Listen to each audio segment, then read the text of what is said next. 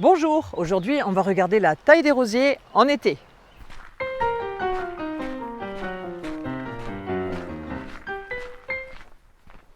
Bonjour et bienvenue. Nous sommes début juillet et la première floraison de nos rosiers se termine doucement.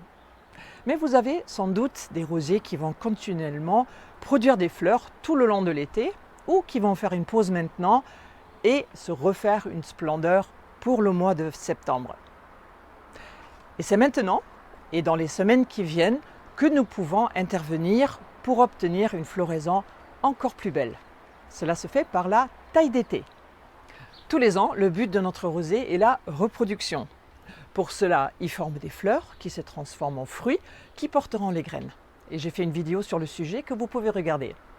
Mais si nous coupons les fleurs fanées, celles-ci ne peuvent plus se transformer en fruits, le rosier est dupé et il doit tout recommencer. Donc toute son énergie n'ira pas dans la formation de fruits et de graines, mais dans la formation de nouvelles pousses avec de nouvelles fleurs. Alors qu'est-ce que ça veut dire concrètement? Ici je suis avec Utopia, dont les fleurs forment des sortes de bouquets.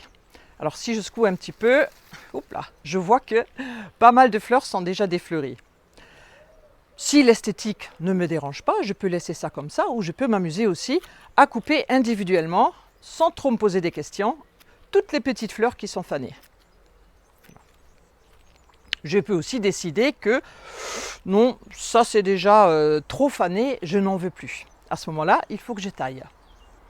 Quand vous taillez en été, vous taillez toujours au-dessus d'un départ de feuilles parce que les yeux, souvenez-vous de la taille d'hiver, c'est pareil, les yeux se trouvent ici, au départ d'une feuille.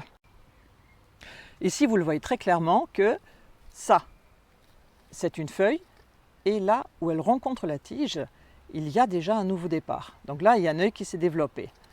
Là, par exemple, je ne sais pas si vous arrivez à le voir, mais il y a un tout petit œil qui va peut-être se développer aussi. Et derrière, hop là, il a déjà commencé. Donc c'est là, à partir de ces endroits-là, que les nouvelles pousses vont se faire et porter les nouvelles fleurs. Donc je regarde un départ de feuilles et je coupe juste au-dessus. Mais est-ce que je coupe tout de suite au-dessus de la première feuille, c'est-à-dire ici? Non. Pourquoi? Parce que si je taille à cet endroit-là, avec la photosynthèse de l'été, mon rosier est capable de refaire à nouveau une très longue pousse. Ce qui veut dire que si la pousse naît à cet endroit et elle fait à nouveau 50 cm, je vais me retrouver avec des fleurs ici, un peu loin de tout le reste de mon buisson. Et puis la tige serait très longue avec mon bouquet au bout et elle risque de basculer et de se casser. Moi, je veux garder un arbuste plutôt compact, tel quel. Pour ça, il faut que je descende beaucoup plus loin dans l'arbuste. Donc, je suis ma nouvelle pousse et je vais presque jusqu'à son départ, au-dessus, d'une paire, au-dessus d'une feuille, là, et je taille. Donc, vous voyez, j'ai taillé tout ça. Alors ça peut vous paraître beaucoup, mais quand vous imaginez que cette longueur est tout à fait possible de pousser, si par exemple je taillais là, je pourrais me retrouver avec un arbuste comme ça, mais un peu dégingandé, ce ne serait pas très joli. Donc n'ayez pas peur, allez-y carrément. Je vais faire pareil ici, je descends au-dessus d'une feuille, et là, ça pique. Au-dessus d'une feuille. Donc vous voyez, ça fait quand même des pousses assez longues. Donc à partir de là, les nouvelles pousses vont se former et j'aurai à nouveau des fleurs ici. Donc mon buisson restera comme il a été. Un autre exemple. Vous avez compris, ici je ne coupe pas juste ici, je descends beaucoup plus bas. Allez, jusque là, j'ai coupé tout ça. Et maintenant j'arrive à cette tige-là. Où je pourrais avoir un doute parce que justement, je vois que avant d'avoir coupé la fleur, il y a déjà un nouveau départ qui s'est formé. Et en dessous, également. Donc je pourrais avoir peur et me dire mais il y a déjà le départ. Mais n'ayez pas peur, je vais faire la même chose. Je redescends, je m'en fous de ce qui se passe là-haut. Je veux que le rosier repartent d'en bas. Parce qu'on refait la même chose. Si j'avais coupé ici, le rosier aurait poussé à partir de là, cette tige-là, elle se serait allongée, et j'aurais une fleur tout là-haut, toute seule, complètement en dehors de mon buisson.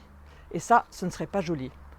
Gardez en tête, vous voulez revenir à sa forme d'origine. Mais je ne vais pas réserver ce traitement à tous mes rosiers.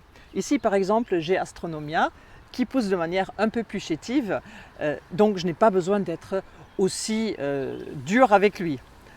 Je voudrais au contraire qu'il prenne encore un peu plus de volume. Donc vous voyez, ici, il est défleuri. Je descends jusqu'à la première vraie feuille et je coupe juste au-dessus. Là, pareil. Et là, pareil. Hop, il y en a encore là-bas. Donc vous voyez, là j'ai été beaucoup plus douce. Il est encore petit comme je vous ai dit. C'est un travail qui peut être quotidien dans les semaines qui viennent. Ça dépend bien sûr de la taille de votre jardin et du nombre de rosiers que vous avez. Mais c'est toujours un travail que je trouve très plaisant parce que vous voyez de près votre rosier, vous le regardez, vous voyez comment il va. Et puis, il est tellement plus beau après.